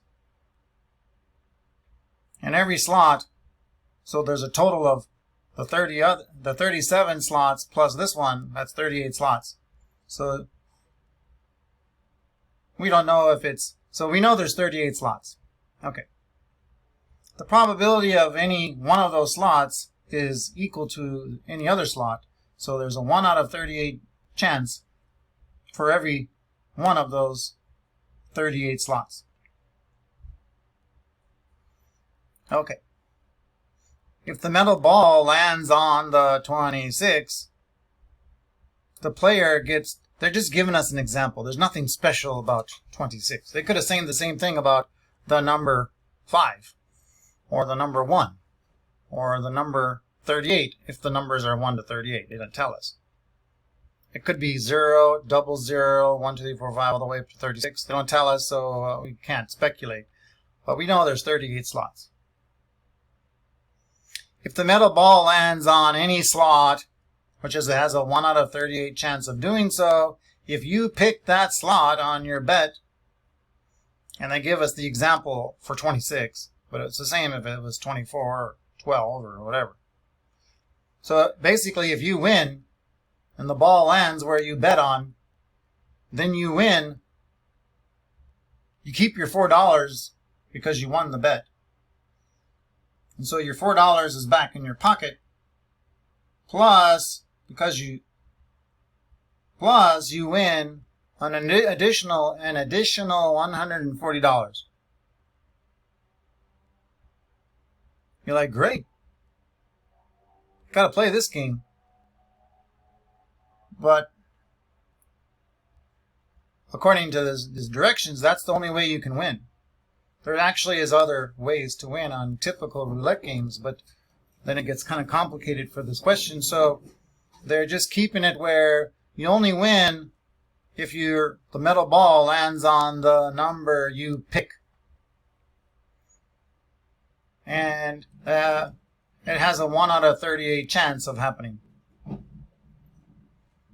So there's 37 out of 38 chances of losing each bet, each game.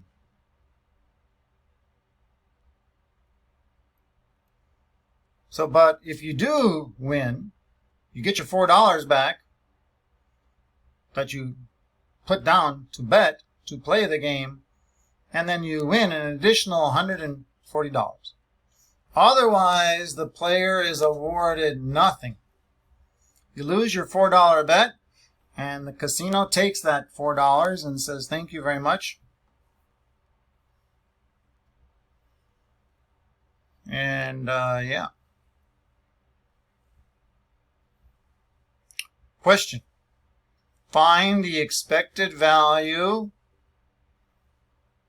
E of x, E for expected, x for the, x is the amount of money won or gain.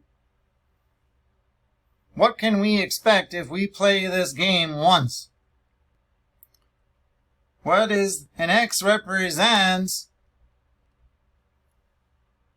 the gain to a player in this game of roulette. If x is the gain to a player in a game of chance, if you go to any casino, which has games of chance, each time you play the game of chance, the casino, of course, the design of the game is for each play, on average, you can expect to lose, which means they win. It doesn't mean there aren't winners, of course. There's going to be winners, yes. But the house wins by these games being played as often as possible, because every time it's played, numerically speaking, probability speaking, they are winning so much per game. That's what the question now is. What is the expected value per game for a player? And for the casino, it's going to be the opposite of that. It's going to be negative for the player, because games are not meant for the players, on average, to win. Otherwise, the casinos are not profitable. But I don't think that's a shock to any of us. The question is, how much is expected on each play of this game of roulette with these rules, which are not actually the complete set of rules, but it's just to keep the question relatively simple. Okay. As I mentioned in the other section on another video, normally you can bet on black or red or green, but they're keeping this is relatively nice for us to compute. Okay. This value gives the average amount per game the player can expect to lose. So they're using this word average and mean. In this case it's okay if we round to the nearest cent. Anyway, so let me show you how we can do that.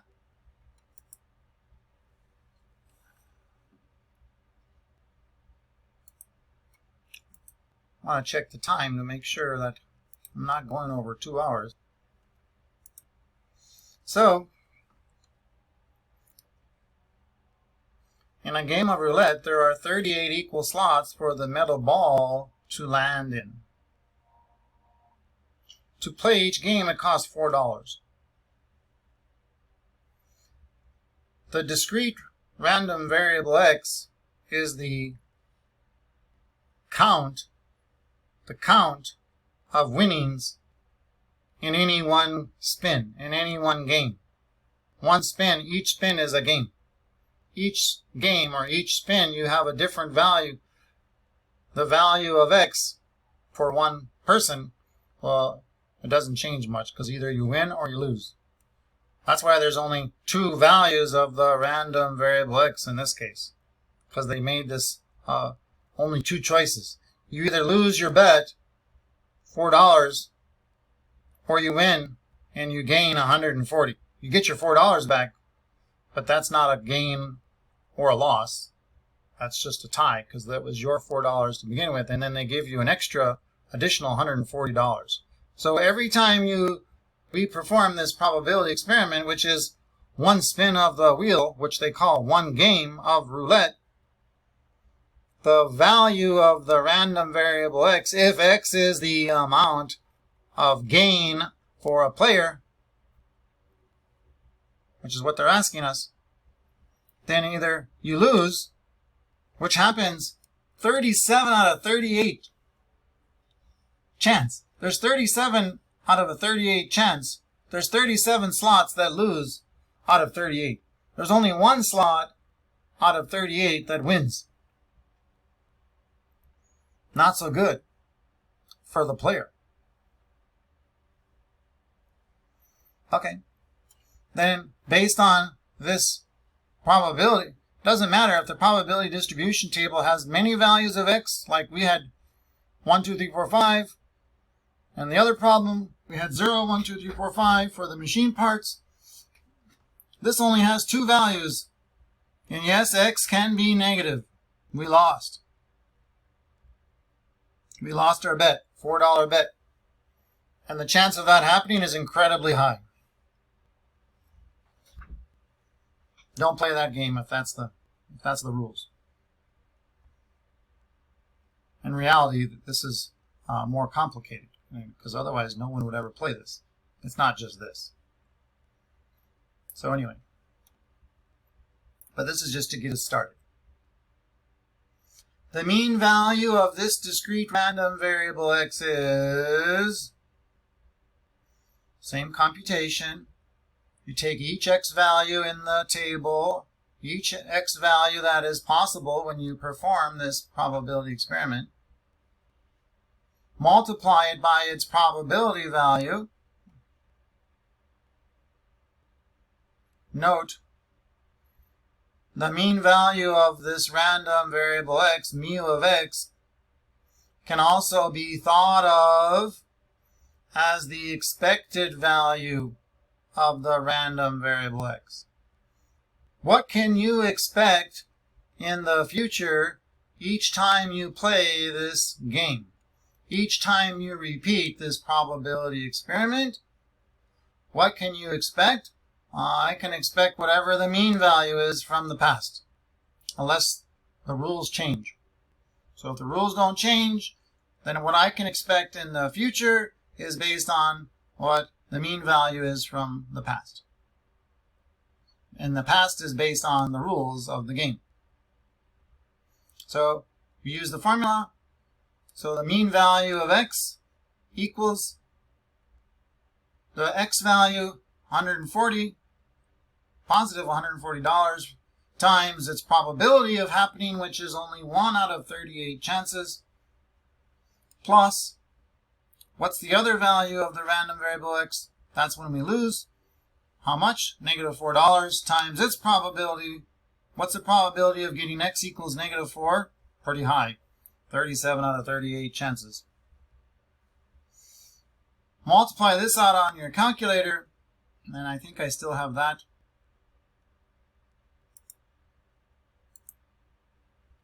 Right here. 140 times 1 over 38 plus -4 times 37 out of 38. What does that equal? -0.21 to the nearest cent. That's 2 decimal places, so not 22, but 21. So you can expect, if you were to play this game over and over and over and over and over and over again, hundreds and hundreds and hundreds of times, knowing that every once in a great while you're going to win, but most of the time you're going to lose, then, or you can think of it this way, there's all kinds of people playing this roulette game in the casino, and there might be more than one wheel. So it's a better way to think of it. And this game is played 24 hours a day, 7 days a week, every day of the year. And the casino knows, well, it's not really this amount because these are not the exact rules, but this is just to kind of get the idea that the casino is going to win on average 21 cents every time the wheel is spun. And the more often and that's not only, I should say this, not only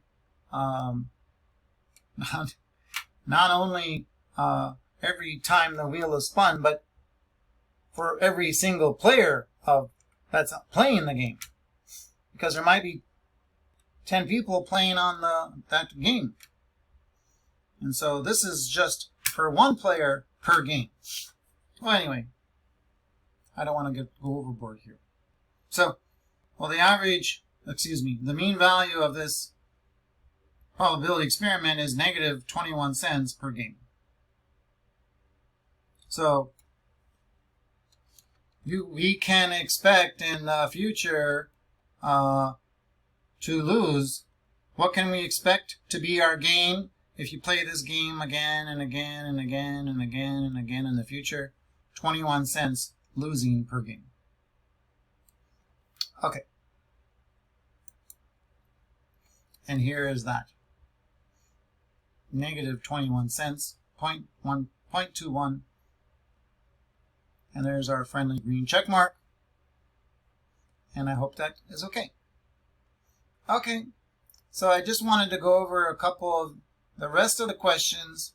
There's 10 more, but they're all, as I mentioned, they're non-computational, and so they're quicker.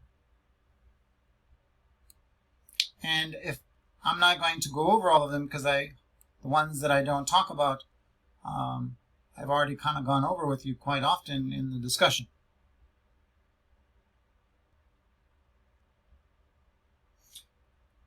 This one, what is a discrete probability distribution? What are two conditions that determine a probability distribution?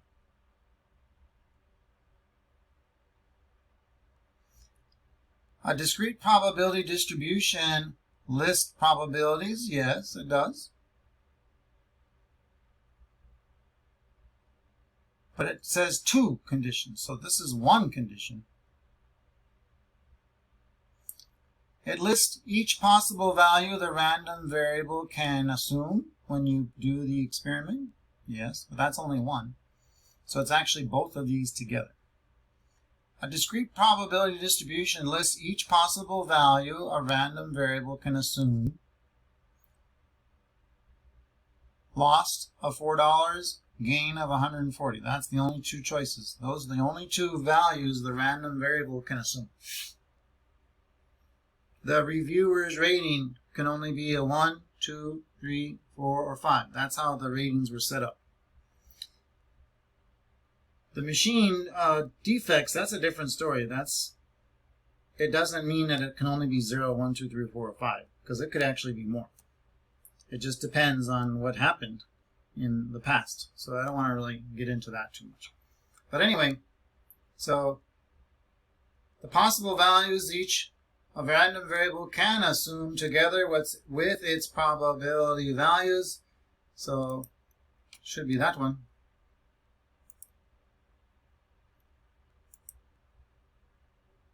And I guess there's another part.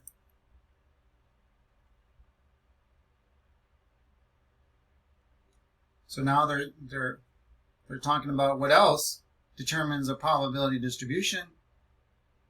And these are talking about the actual probabilities. So what do we know? We've talked about this as well. The probabilities sum has to be 1. They don't mention that possible super close to 1 because of round off. So let's not bring that into the discussion. The sum of all the probabilities has to be 1. So the sum of the probabilities can be any amount? No. It has to add up to 1.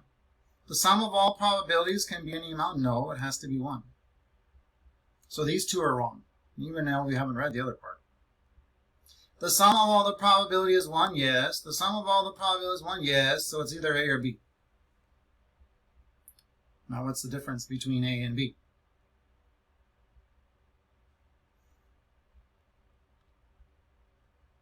The probability of each value of the discrete random variable, the probability of each value of x is between 0 and 1 inclusively. Meaning it could be 0 and it could be 1. If 1 is 0, then the other one has to be 1, and those are the only 2 chances, which is not going to happen very often, but it is true. The probability of the discrete random variable has to be greater than 0 and less than 1. That's what's going to happen most often, but it could be, theoretically, just a small little table with x, the probability on one of them 0, and the probability of the other one 1. And the 2 probabilities, 0 plus 1, would add up to 1. It's just not a very interesting situation or a probability experiment, and therefore seems kind of meaningless. But theoretically speaking, it could be 0 and 1 and anything in between. And what's going to happen almost always between 0 and 1. But it is okay, theoretically, to be actually equal to 0 and equal to 1. So letter A, I hope, is what they pick. Yeah.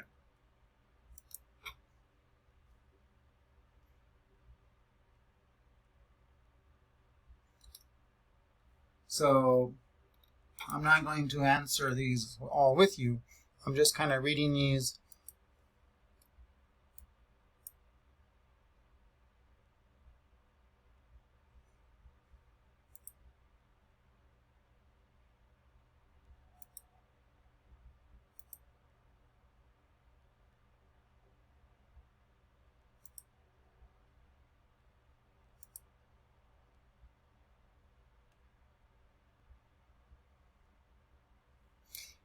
Is the expected value, which is the equivalent to the mean value in terms of computation, is the mean value or the expected value of a probability distribution of a random variable, which we've been computing in these past problems. Always one of the possible values of x. So does the expected value or the mean value, does it have to be one of the values of the random variable x? Does the mean value, which is also the expected value, does it have to be, like in this problem, does it have to be a 1 or a 2 or a 3 or a 4 or 5? Is that what the mean value has to be? Or can it be some number in between? So the mean value here, which is also the expected value, was 4.029, and that is not one of these values of the probability experiment. So no, the mean value of the random variable x, or the expected value of the random variable x, does not have to be one of these actual values in the for x in this probability experiment. It can be a number in between.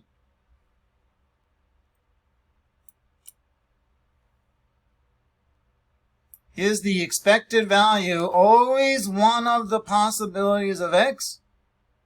One of the possible values of x? No, because the expected value is always 0. No, expected value is whatever the mean value is. No, because the expected value is always 1. Well, the expected value is not always going to be 1. It's almost never going to be 1. Well, it just depends, I guess. But no, because the expected value may not be a possible value of x for any trial, but it's the average value. There they go, being careful about average and mean, but okay. But it does represent the mean value of x over a large number of trials. Yeah, that's what it is.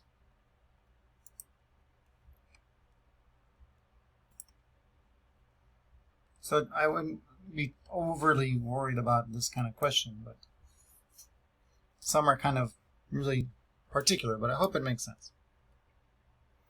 So that one's for you. That's for you. I already talked about that several times. So this, I hope, will be simple for us to decide. They talk about home attendance for football games at a university. So one game had 96,200 fans. Another game had 97,100 games, and so forth. So the random variable is representing the count of attendance. So it's a count.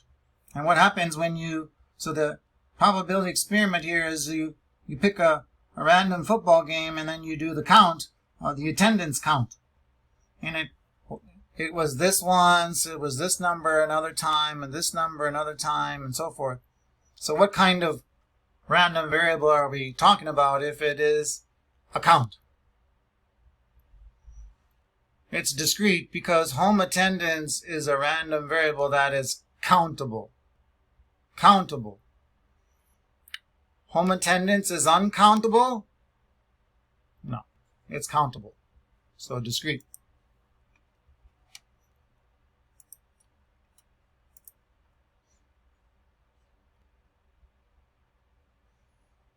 The distance a baseball travels after being hit. Well, that's something we have to measure. We have to measure how many feet the ball travels, or how many meters, or whatever unit we're using. We have to measure that.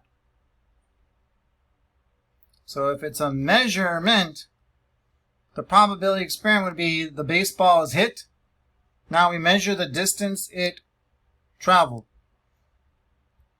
That's a measurement. And so that is an example of uncountable. Another way to say that or to think of it is that it's measurable. It needs to be measured. We can get confused quite easily and say, well, I'm going to count the number of feet of the ball traveled by measuring it. Okay, you can say I'm going to count the number of feet by measuring it. Okay, but now we're just kind of playing with words, but it's still a measurement. It's not a count of something. So this would be continuous.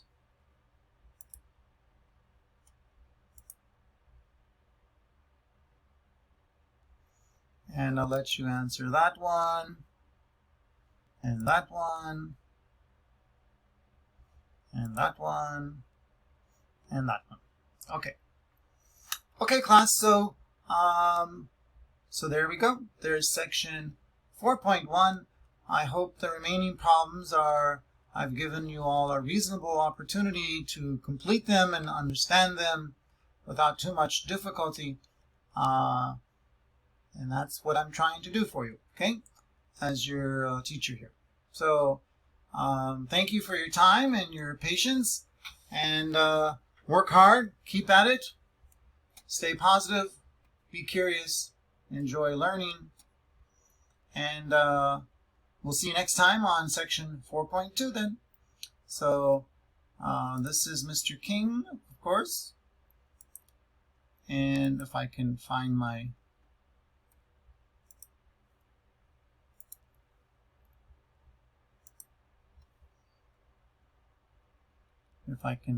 I won't be able to say goodbye to you all unless I can find where it is. So I'm going to sign out.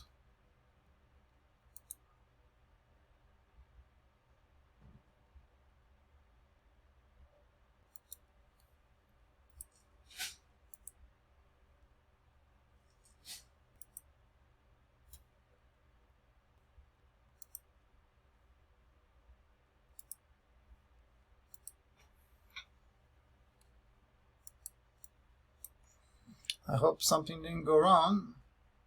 If it did, you wouldn't know because you won't be able to hear this. And that would mean I lost my recording.